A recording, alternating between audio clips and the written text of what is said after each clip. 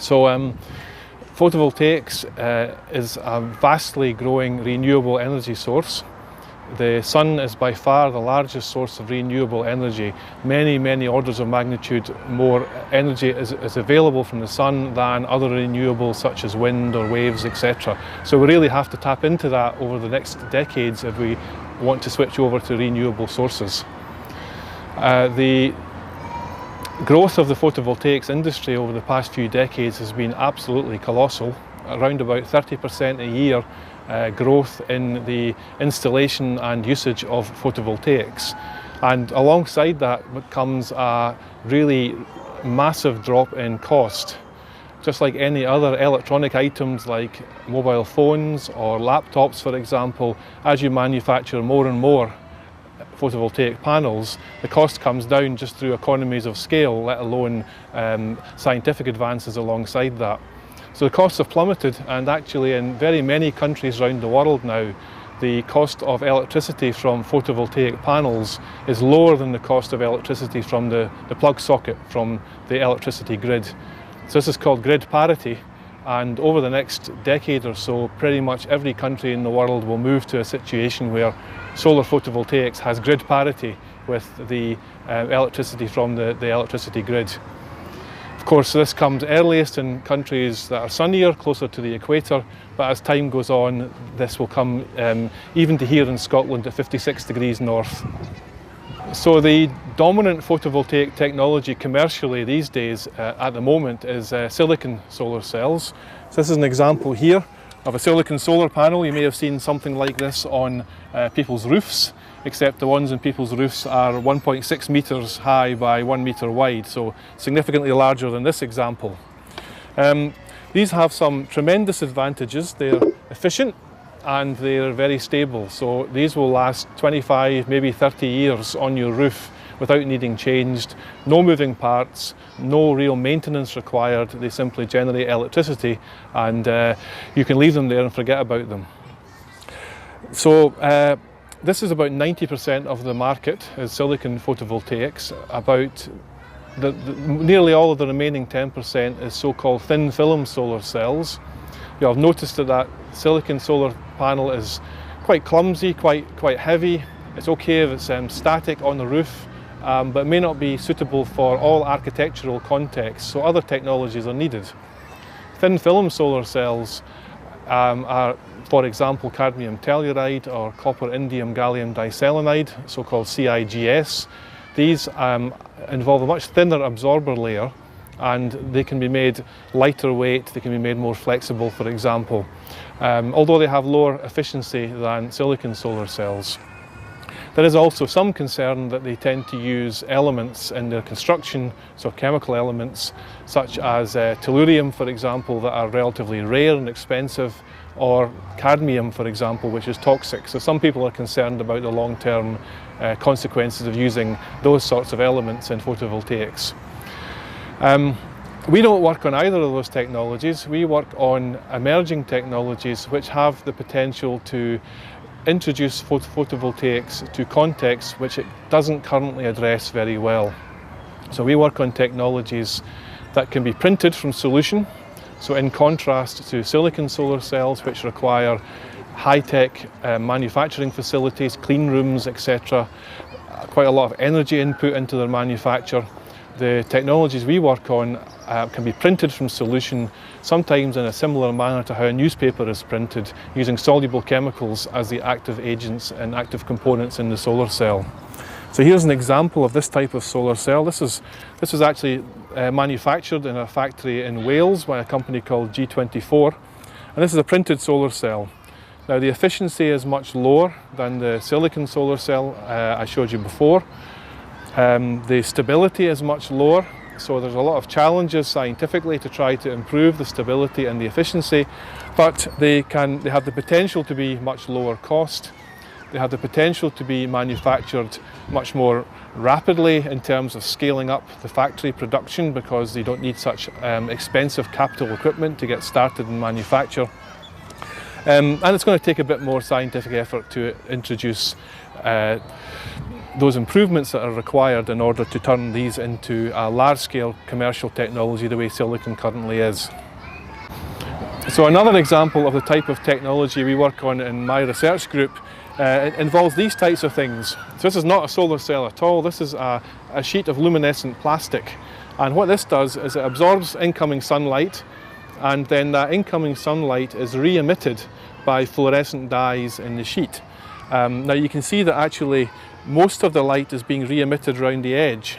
So this is working in exactly the same way that a fibre optic works, like a fibre optic lamp, whereby the re-emitted light is trapped in the plastic and is wave guided to the edge where you can see it coming out. So this means that solar cells could then be placed round the edge, reducing the area of solar cell that's required, and also enabling you to have, for example, a transparent solar window where the solar cells are in the frame and you have simply a transparent plastic sheet capturing the light. The other advantage of these types of devices is that you can have different colours, so these then can be much more attractive and versatile in terms of architectural use in comparison with the rather rigid and monochrome silicon solar cells that we currently see. So this can then open up the possibility to use photovoltaics in a wider context rather than what we're seeing at the moment. So I'll say a bit about the actual research that takes place in my laboratory. All photovoltaic cells really share some common components. They will all have some kind of functional layer that absorbs the light, and what that does is it creates electrons which are excited in energy, so high energy electrons.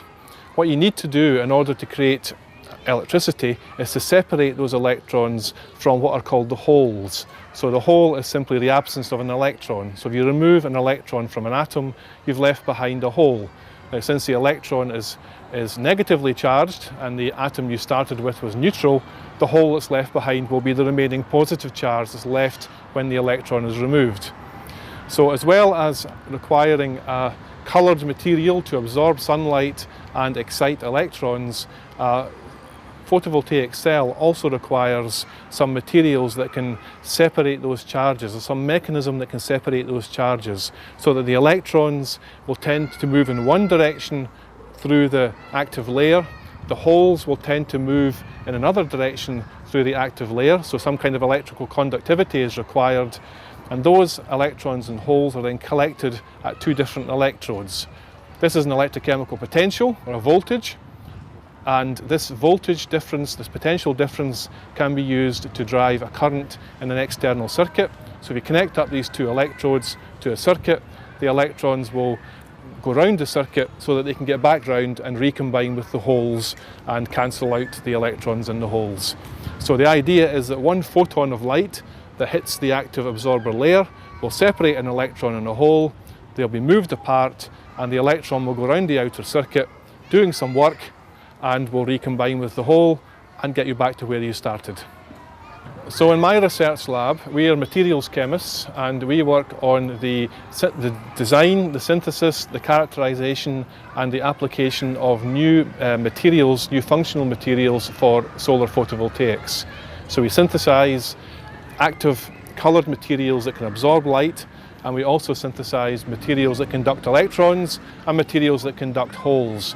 And of course it's important for us to be able to selectively synthesize materials that conduct either electrons or holes, but not both, so that we can control their separation and the direction they move through the solar cell to make sure they're separated and we get the voltage difference that we require. So we work on two main types of solar cell that are emerging technologies that we're trying to develop for the future application. One of them is dye-sensitized solar cells, which is what this type of solar cell is, the ones that are manufactured in Wales. And for this we synthesize dye molecules. So these coloured dye molecules are the components that absorb the light, and in the system they lead to the separation of the electrons and the holes to other materials which are also present. We also work on Perovskite solar cells. This is a very new discovery. Just in the last few years it's become the hottest topic in emerging photovoltaics. These are printable materials So they have the same sorts of potential for low cost, mass production, flexible substrates, different colours that exist with dye-sensitized solar cells and other emerging technologies, but they actually have much higher efficiencies. So these have been shown to have efficiencies heading towards being comparable with silicon solar cells. So this is potentially a game changer in photovoltaics, something that has the performance value of silicon but with the low cost printability of other emerging technologies. The main disadvantage of perovskite solar cells at the moment is they're still not stable enough. So there's a vast scientific effort around the world, including in our lab, to try to address the stability challenge of perovskite solar cells. So one of the key things to think about in terms of photovoltaics and solar energy technologies in general is not just about renewable energy. Of course, that's extremely important, and we all signed up, 195 countries signed up to the COP21 agreement in Paris just a few months ago. That's important, but other factors are also important. Solar photovoltaics, as well as other solar technologies such as solar thermal, which can provide heating, can be installed in people's own domestic dwellings. This can vastly help to address fuel poverty. So in Scotland we have a huge problem with fuel poverty. A very large proportion of families are living in fuel poverty right now, and electricity supplies centrally, whether it's from renewable resources or from traditional resources, electricity supplied centrally has to be bought and paid for, as well as heat that has to be bought and paid for, and if you don't have the resources to pay for that, then you have a danger of fuel poverty. If you generate that electricity or that heat using the roof of your own dwelling, then that can take you out of fuel poverty. So this is something which is being actively researched at the moment, the role in solar photovoltaics and solar thermal technologies in giving energy to the people who need it, generated through their own capacity, rather than having to buy that from a central electricity grid or buy it from a central gas grid if it's heating that you require. And of course this also feeds into aspects of community sustainability. So communities can jointly own solar farms in the same way that they can jointly own wind farms. This can provide resources for the development of that community, can provide local sustainability, and can provide security of supply. Every winter we always hear about power lines going down. Some remote community doesn't have electricity for 3 days while it's all being fixed. That's not something that's a serious danger if you have your own local photovoltaics farm to provide the electricity that you need. Most of what I've said so far has really related to people in developed countries like ourselves, but we shouldn't forget that about 1.5 billion people on the planet have no access to electricity whatsoever, and very many more have access only to intermittent or unreliable electricity sources. So it can really make a vast change to people's lives to give them access, even if it's to small amounts of electricity. It's been found that education can improve because electricity can provide light in the evening to enable children to study. It can enable women, for example, to undertake some work in the evening that gives them economic empowerment, which can really make big social changes in certain parts of the world. So there's a simultaneous drive, as well as introducing solar photovoltaics to developed countries, to also introduce portable power to developing countries, particularly to the rural poor, to try to make big changes to their lives and perhaps to prevent them feeling the need to migrate to a large electrified megacity and join the slums on the edge of those cities. They could remain in their own rural locations and have a good quality of life if we're able to provide them with some reasonable quantities of electricity that can allow them to access some of the everyday aspects of life that we take for granted these days, as well as things like powering their mobile phone, which can also have a vast business benefit as well as a social and community benefit.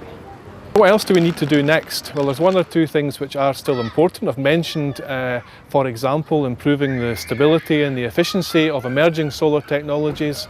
I've mentioned the continuing drop in cost of established solar technologies like silicon, but there are still other things to do. One of the difficulties with photovoltaics, as with some other renewables, is that you're paying all of the cost of the electricity in upfront capital cost. Once the solar installation is there and functioning, your electricity is effectively free, but you had to pay for that installation in the first place. And this creates different business models, and it creates a requirement for different business models to enable people to take advantage of that. If you don't have the wealth to install the solar panels in the first place, then you can't take advantage of the free electricity that you would get for the next 25 years. So there's a need for imagination and creativity in economics and finance, accounting, etc., as well as government policy, whether it's long-term subsidies or whether it's loans or grants to enable installation. There's a lot of imagination and development required there to understand the context of renewable energies like solar, and to make sure that people can gain access to them and maximise the benefits, even if they don't have the money for the startup costs to install in the first place. Another important aspect for consideration and further development is energy storage. So right now in the UK, we will be approaching the situation in the next few years where the barrier to increased uptake of photovoltaics is not the photovoltaic technology itself. Silicon solar cells are getting cheaper and cheaper. It will be the effect on the grid of having variable renewable capacity rather than baseline fossil fuel or nuclear capacity, or alongside that, but a larger proportion of variable renewable capacity. So in order to address this, changes need to be made to the grid to handle that renewable capacity better, but also it would be vastly beneficial to have more storage capacity, electrical storage, whether that's pumped storage through hydroelectric installations, whether it's through battery storage, or some combination of these. This is one of the next big challenges in order to ensure the next phase of renewable electricity development can take place.